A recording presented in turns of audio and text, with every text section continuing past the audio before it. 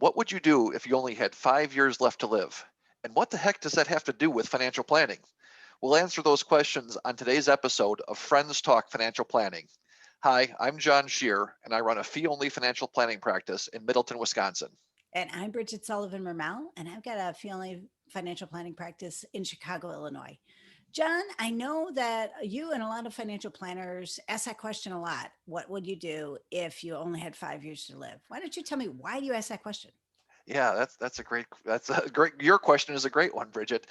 So I do use that in the circumstances, trying to help people to figure out what their goals are. So one of the things that I think that we really provide as holistic financial planners is not just tax advice, investment advice, insurance advice, but helping people to figure out what their goals are. It sounds kind of like a silly thing. Well, cool, I want to retire and I want to do these things, but really digging into what does that mean is not always evident to people. And so one of the ways that I help people to figure out for themselves what their goals are is asking that question you just said. And it's I think it's a thought provoking. What would happen?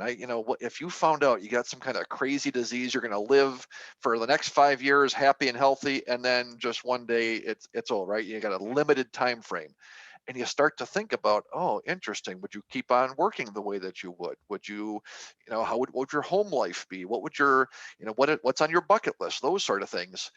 And how I explain it for people is that for most people, it's not like you can just quit your job tomorrow, right? The reality is you're probably going to live for another 30, 40, 50 years. But I think that it can help people in framing their thought process, right? And you ask the question, Bridget, is, well, what do you listen for, what do you ask? And it's sort of funny that I'm not even sure that the I don't listen for anything. And the answer is sort of like, it's not even that important.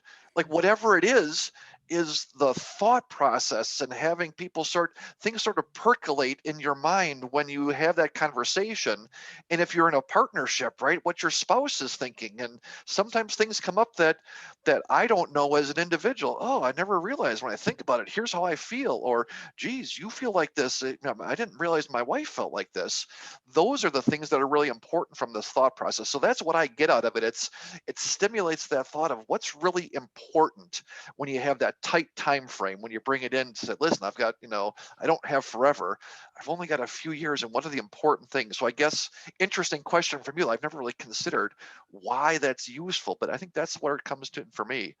And so that's what I do with it. I know just in our talking that you've used that question. That was part of your regular process, and then that hasn't been the same. You've changed over the years. Yeah. I'm interested to know what that evolution was for you, and why you did use it and why you don't anymore.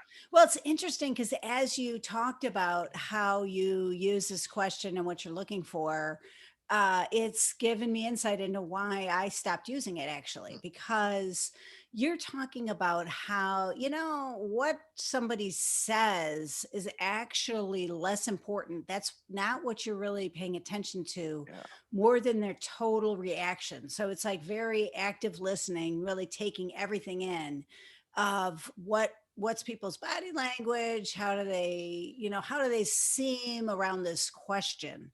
yeah. And I was actually asking it on the phone for people, like in Oh, an initial call.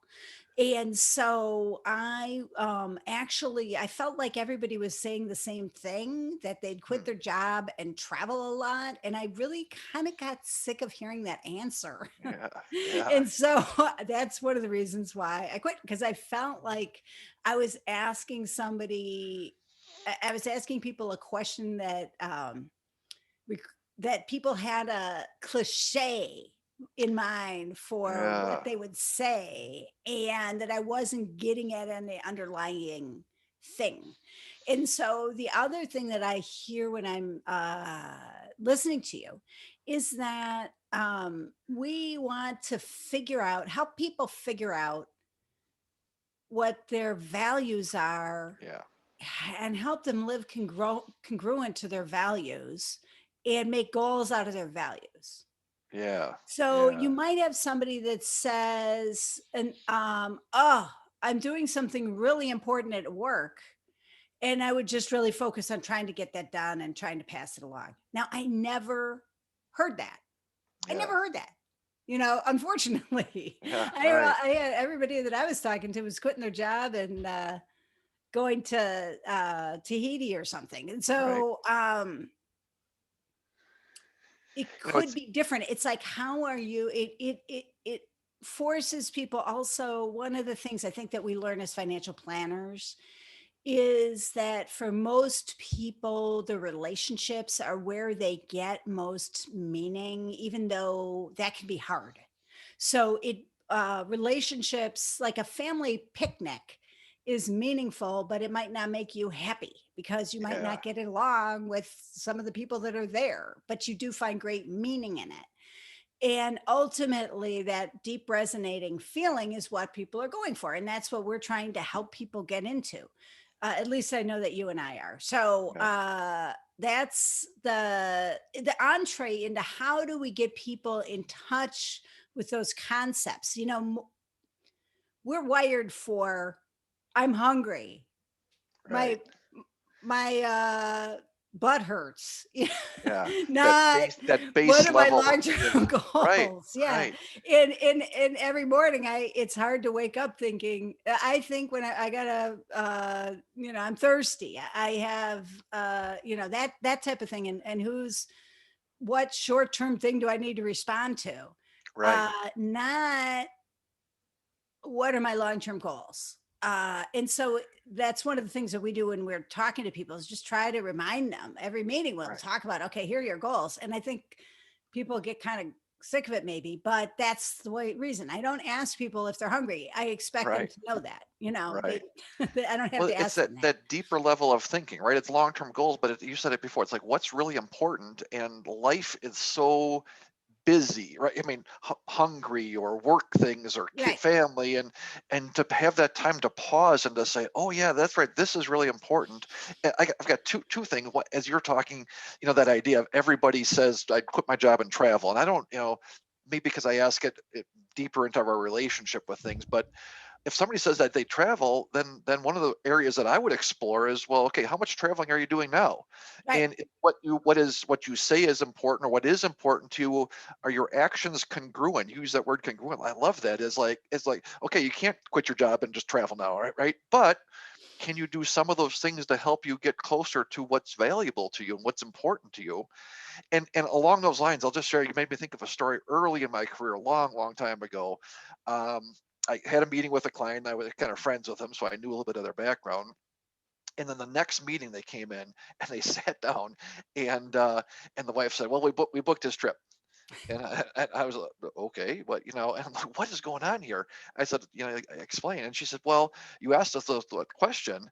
And one of the husband's responses was, I've always wanted to go on a big game hunting trip. That would be the one thing that, that's like my biggest regret if I didn't get a chance to do that. And in the conversation, I go, yeah, whatever, taking note. And she said, I have never heard that in all the years we've been married. I knew, but I didn't realize that what a burning thing that was. And after we left, I'm like, well, if something happens to you, I'd never live with myself if we didn't, we can afford this goal that you wanted to have. And it's so important to you that we went home and did this.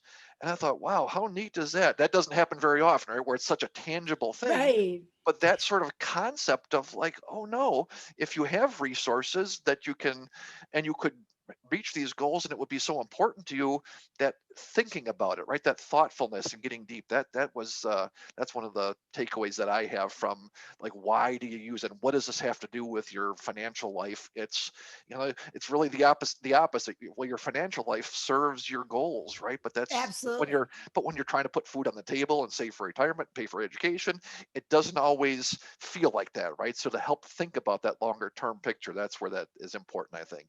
Yeah, I love that big game hunting metaphor. Like if that's Yeah. what you want to do, you Right. know, get it. That's for a lot of people, that's reachable. Like that's a goal you can do. It's not necessarily, but you're not going to necessarily think about it. And that's what's so You know, different about how we approach things, I think, is that holistic planning. It's not about making sure I mean, it is about making sure you never run out of money, right? But it's about what are your goals? right, And you know what? Spending money when it's appropriate. It's not, it's like giving permission, like you've done these things over your life to afford whatever it is, a big game hunting trip, then right, do it, right? Like that's the important part about financial planning. It's not about, piling up money. It's about what you do with it. right. So that as we think about wrapping up the episode here, that maybe is the one takeaway is think about what would you do if you had 5 years left to live? What is it? What feelings does it bring up? What is it your spouse if you're in a relationship? And then, how does that help you prioritize what your financial goals are? Sounds great, John. So, a couple things to remember at the end of the show. Subscribe. That's great. We got a subscription button in the bottom, and also we're both members of ACP, or the Alliance of Comprehensive Planners. It's You can find more about us at acp.org, and some of the information that we're talking about. I think it was originally developed by George Kinder. Yeah. I have a little bit of exposure to him, and so I think that's where the source is for that. So Yeah. He's a great resource for things. with that, let's wrap it up. Thanks, John. All right. Yeah. Thanks, Bridget.